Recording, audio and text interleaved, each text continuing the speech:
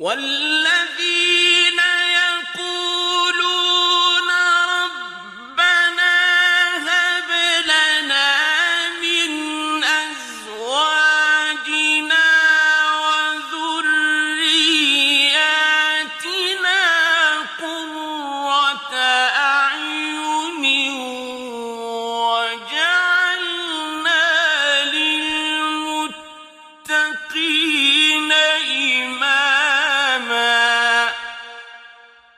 السلام عليكم ورحمة الله وبركاته. الحمد لله رب العالمين، والصلاة والسلام على عبده ورسوله نبينا وحبيبنا محمد صلوات ربي وسلامه عليه. أما بعد، فهذه مشاركة عنوانها إصلاح البنين بدعاء رب العالمين. إصلاح البنين بدعاء رب العالمين. ومن العنوان أيها الإخوة، وهو يحتوي على شقين: إصلاح البنين غاية وأمنية لكل والد ووالدة أن يريا أبناءهما على الجادة، على الصراط المستقيم، أن يكون أولادهم قرة عين لهم. قال تعالى في صفة عباد الرحمن: والذين يقولون ربنا هب لنا من أزواجنا وذرياتنا قرة أعين وجعلنا للمتقين إماما. أما الشق الآخر فهو الدعاء، فإن من علم أن قلوب العباد بين إصبعين من أصابع الرحمن يقلبها كيفما يشاء أدرك أهمية الدعاء والتضرع إلى رب الأرض والسماء سبحانه وتعالى. وهذا كان من هدي النبي صلى الله عليه وسلم، أنه كثيرا ما يدعو ربه وهو من هو في المقام العالي: يا مقلب القلوب والأبصار ثبت قلبي على دينك. والدعاء هو الملجأ والمنجى، وهو الباب الأعظم الذي من ولجه لا يخيب أبدا أيها الإخوة.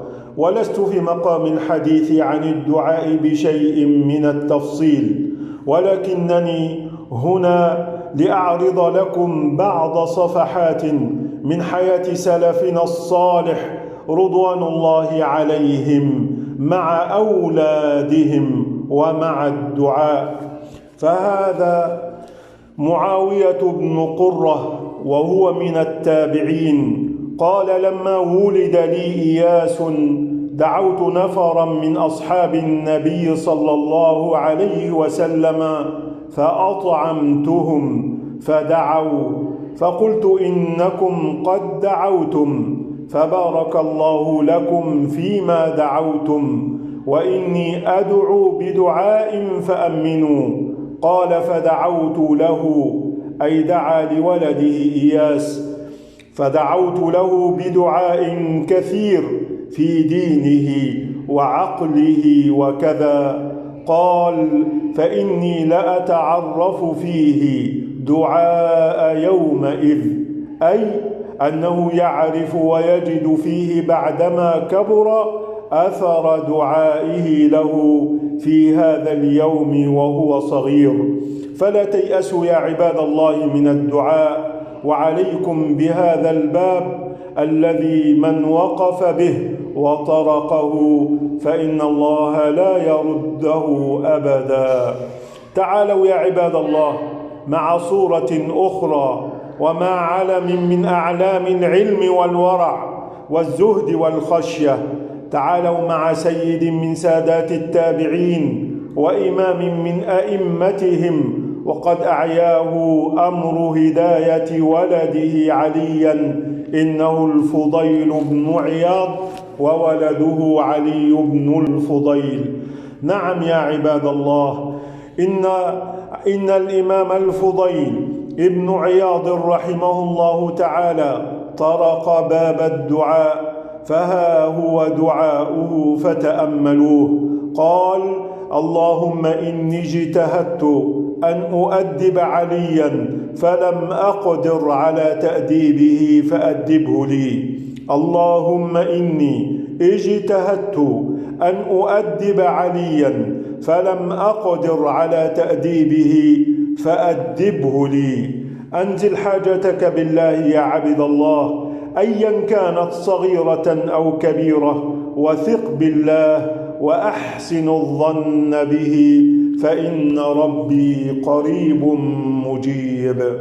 يا عباد الله، وها هو علي يتحول حاله ليصير علما من أعلام التابعين أيضا. نعم يا عباد الله، فهؤلاء الأئمة يذكرون عليا الذي أصبح إماما كأبيه في العلم والزهد والورع والخوف من الله رب العالمين. يقول عنه الإمام النسائي أي في علي بن الفضيل: ثقة مأمون. ويقول عنه الحافظ أبو بكر الخطيب: كان من الورع بمحل عظيم. وقال عنه الإمام ابن المبارك: خير الناس الفضيل بن عياض، وخير منه بنه علي.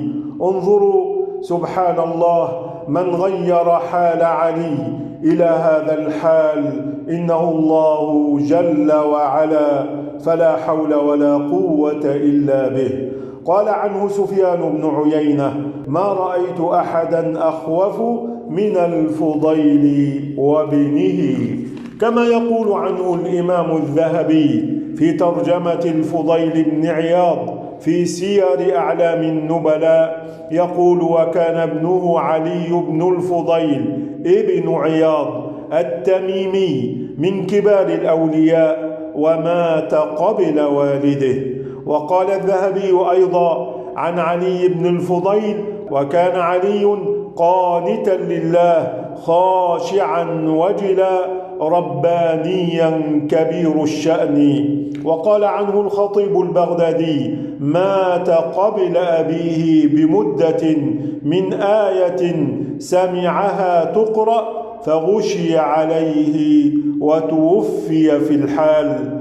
قال أبو بكر بن عياش: صليت خلف فضيل بن عياض المغرب وابنه علي إلى جانبي، فقرأ من سورة ألهاكم التكاثر، فلما وصل إلى قوله تعالى: لترون الجحيم، سقط علي على وجهه مغشيا عليه، وبقي الفضيل عند هذه الآية.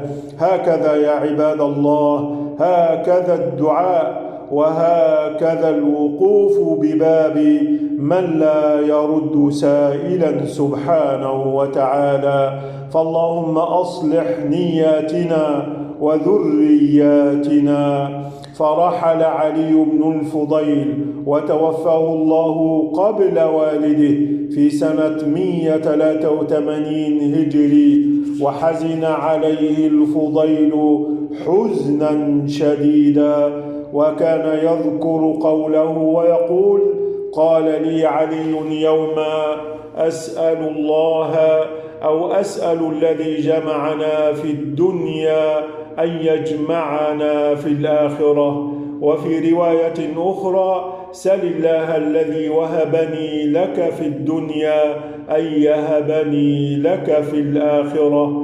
وكان الفضيل كلما ذكره بكى، وقال: كان يساعدني على الحزن والبكاء. شكر الله لك ما قد علمه فيك. نعم يا عباد الله، ظل الوالد حزينا على فراق ولده حتى مات بعده ب4 أعوام فقط، فقد توفي الفضيل بن عياض في سنة 187 هجري. فرحم الله الفضيل بن عياض وولده علي، ورحم الله موتانا وموتى المسلمين. اللهم أصلح لنا نياتنا وذرياتنا، واجعل أولادنا قرة عين لنا، واهد اللهم ضال المسلمين إلى صراطك المستقيم. وختاما يا عباد الله، والحديث بالحديث يذكر، أختم بأن النبي صلى الله عليه وسلم حذر أشد التحذير من الدعاء على الأولاد أو على النفس أو على المال، فلا تدعوا على أولادكم يا عباد الله، بل ادعوا الله لهم. قال صلى الله عليه وسلم: لا تدعوا على أنفسكم، ولا تدعوا على أولادكم، ولا تدعوا على خدمكم، ولا تدعوا على أموالكم، لا توافقوا من الله تبارك وتعالى ساعة نيل فيها عطاء فيستجيب لكم. رواه مسلم. وجاء رجل إلى عبد الله بن المبارك رحمه الله تعالى يشكو له عقوق ولده وتمرده، فقال له ابن المبارك: هل دعوت عليه؟ قال الرجل: نعم. قال ابن المبارك: أنت أفسدته. إنا لله وإنا إليه راجعون. ادعوا لأولادكم، ادعوا لأزواجكم، ادعوا لأحبابكم، ولا تدعوا على أحد يا عباد الله. نسأل الله تعالى من فضله العظيم. اللهم آمين. وصلى الله وسلم وبارك على نبينا محمد وعلى آله وصحبه أجمعين، والحمد لله رب العالمين. ومن أحسن قولا